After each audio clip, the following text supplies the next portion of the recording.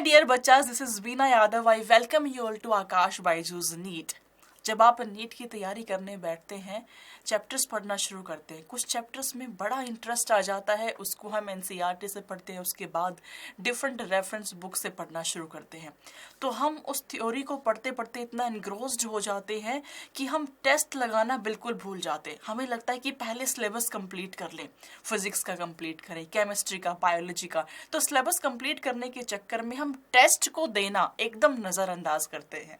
अगर आप वो स्टूडेंट है जो अभी भी जूझ रहे हैं कि क्या मैं थ्योरेटिकल पार्ट पे फोकस करूं या मैं टेस्ट देना शुरू कर दूं, then this session is for you. ये आपके लिए होने वाला है। तो बच्चे, जो भी स्टूडेंट्स ये सोचते हैं कि पहले मैं थ्योरी कंप्लीट कर लेता हूं, उसके बाद में हम टेस्ट को देख लेंगे, टेस्ट से कुछ फायदा नहीं होने वाला। ज्यादा फायदा होगा मैं जितना ज्यादा पढ़ाई करूंगा, जितनी किताबों से पढ़ाई करूंगा, उससे मुझे ज्यादा बेनिफिट होगा। तो समझते हैं कि टेस्ट ना देने से क्या आपको नुकसान हो सकते हैं, टेस्ट देने से क्या आपको फायदे हो सकते हैं। एक चीज आप याद रखिएगा, फाइनली एग्जाम में 7 जुलाई को आपको टेस्ट ही देना है। 7 जुलाई को जो 3 आवर्स होंगे वो एक्चुअल में डिसाइड करेंगे आपका fate of becoming a doctor, क्योंकि उस 3 आवर्स में आप जितना रेप्लिकेट कर पाएंगे वही आपको मार्क्स दिला पाएंगे। ऑलराइट, तो देखते हैं बच्चे क्या क्या डीमेरिट्स है, क्या क्या नुकसान है टेस्ट को मिस करने के। Yes, first and foremost thing, you will lose exposure to the test. जब आप थ्योरी पढ़ रहे होते हो तो आपका जो माहौल होता है, आपका जो ब्रेन का वर्किंग होता है, that is a passive working. आप पैसिवली पढ़ाई करे जा रहे हैं, आप इंटरेस्ट लेके पढ़ाई कर रहे हैं, आप मजे से पढ़ाई कर रहे हैं, बट आप पैसिव लर्निंग कर रहे हैं। बट जैसे आप क्वेश्चंस को सॉल्व करना शुरू करते हैं, then becomes your active learning. तो आपकी एक्टिव लर्निंग तभी आएगी जब आप टेस्ट को लगाएंगे, जब आप जितने मॉक टेस्ट पेपर्स को सॉल्व करेंगे, आप चैप्टर वाइज क्वेश्चंस को आप सॉल्व करेंगे।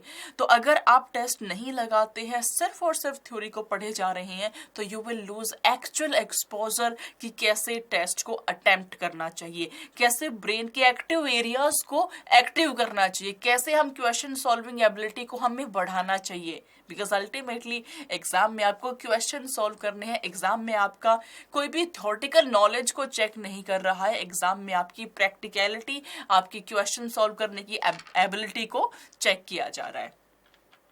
Second point is time management. मैं हमेशा बोलती हूँ नीट का जो एग्जाम है वो ना सिर्फ आपकी इंटेलिजेंसी को चेक करता है, बट आपके टाइम मैनेजमेंट स्किल्स को भी चेक करता है। बिकॉज 3 आवर्स के टाइम में आपको 720 मार्क्स का पेपर अटेम्प्ट करना है, 45 क्वेश्चंस आपको पर सब्जेक्ट अटेम्प्ट करने हैं।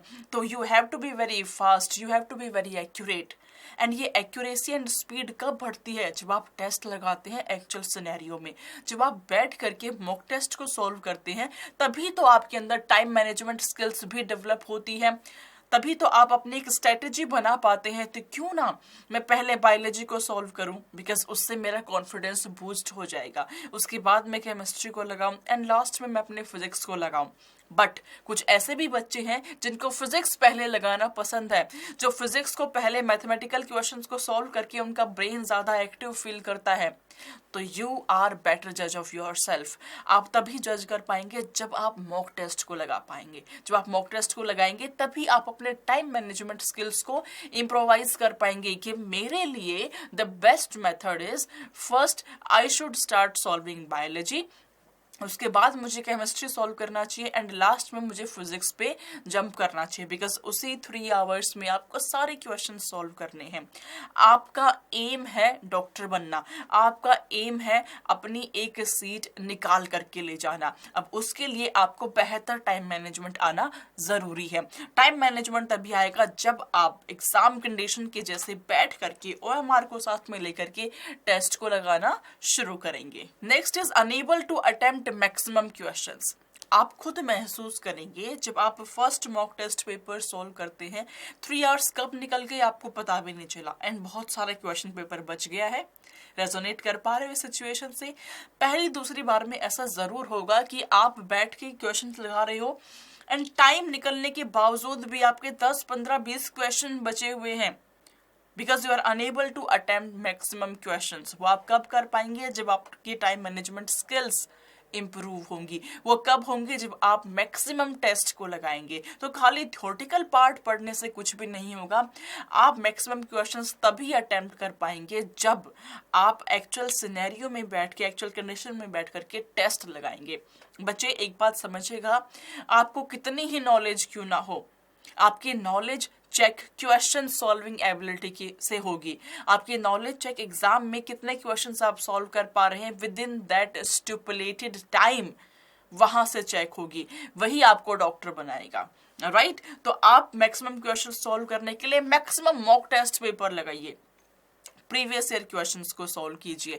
उससे ऐसा नहीं है कि आप थ्योरी को स्किप कर रहे हैं, उससे इनफैक्ट आप बेहतर थ्योरी को समझ पा रहे हैं। आपकी जो थ्योरी है वो एकदम आपके ब्रेन में बैठ जाएगी, इनग्रेन्ड हो करके, क्योंकि आपने एक्टिव लर्निंग के तहत उस थ्योरी को समझा है। Next is unable to recall content during exam. जब आप पैसिवली बैठ के पढ़ाई कर रहे हो, थ्योरी की आप पढ़ाई कर रहे हो, एंड जब आप सीधा जाकर के एग्जाम में क्वेश्चन पेपर को सॉल्व करना शुरू करते हैं, तब आप महसूस करना ये चीज कि आप कंटेंट भूल जाते हैं। सेकेंडरी ग्रोथ, मैंने पूरा पढ़ा है भाई एनसीईआरटी से, लेकिन मैं क्वेश्चन सॉल्व ही नहीं कर पा रहा हूँ। क्वेश्चन क्यों नहीं सॉल्व कर पा रहा हूँ? बिकॉज आपने पैसिवली बैठ करके पढ़ाई करी हुई है।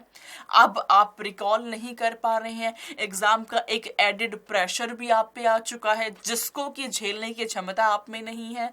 तो प्रेशर को झेलने की क्षमता के साथ में आपको क्वेश्चंस को करेक्ट सॉल्व करना है।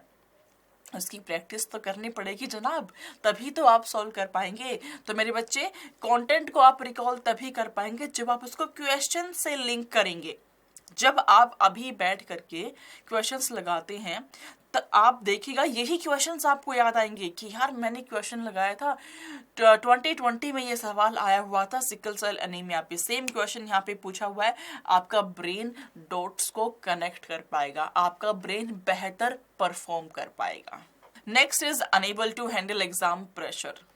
ट्रस्ट मी बच्चों, ट्रस्ट मी, आप अगर टेस्ट नहीं लगाते हैं, सीधा आप एग्जाम में जाते हैं टेस्ट देने के लिए, तो इतना डर लगता है ना हमें, उस एग्जाम का प्रेशर जो होता है हमारे ब्रेन पे, इट इज सो इमेंस कि आती हुई सारी चीजें आप भूल जाते हैं।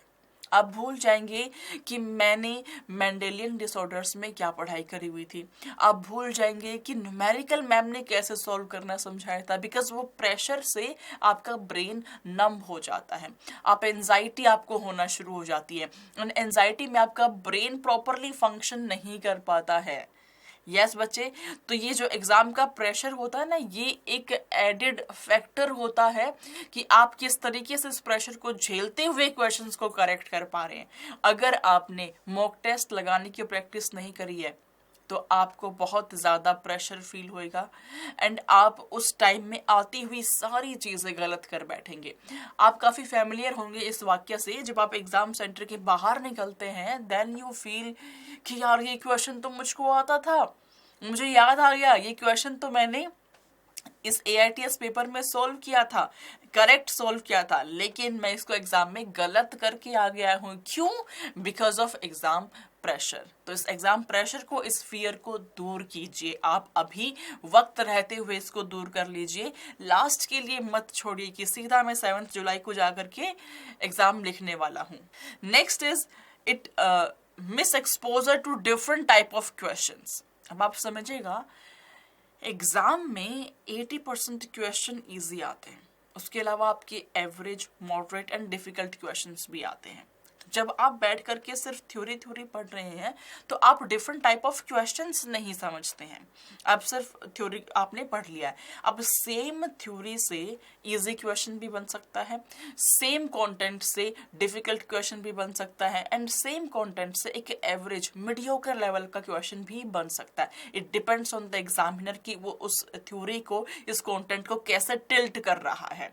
तो अगर आप क्वेश्चंस नहीं लगाएंगे, तो you will miss this exposure for different type of question. Same content से भांति भांति के क्वेश्चंस आप बना सकते हो। कितना डिफिकल्ट हो सके उतना डिफिकल्ट क्वेश्चंस को आप फॉर्म कर सकते हो। जब आप टेस्ट लगाएंगे तो आप थोरो हो जाएंगे कि हाँ जी, इससे इजी क्वेश्चन भी मैं सॉल्व कर पा रहा हूँ, डिफिकल्ट भी मैं सॉल्व कर पा रहा हूँ। Next is unable to assess the weak topics. एक मेन चीज टेस्ट लगाने से जो आपके अंदर डेवलप होती है, विच इज जब आप मॉक टेस्ट लगाते हैं, you will be able to figure out कि मॉक टेस्ट में ये वाले पार्ट से क्वेश्चंस मुझसे सॉल्व नहीं हुए। सपोजिंगली आप जेनेटिक्स से क्वेश्चंस को सॉल्व नहीं कर पा रहे, आपने दोबारा मॉक टेस्ट लगाया, आपने वापस एनालाइज किया कि मैं बाकी सब टॉपिक्स को कर पा रहा हूँ बट जेनेटिक्स वाले क्वेश्चन में गलत कर दे रहा हूँ, which means it is your weak area. तो हर एक टेस्ट के बाद उसको एनालाइज करना बहुत जरूरी है। अगर आप एनालाइज नहीं करते हैं तो टेस्ट देना बेकार है, आप समझिए।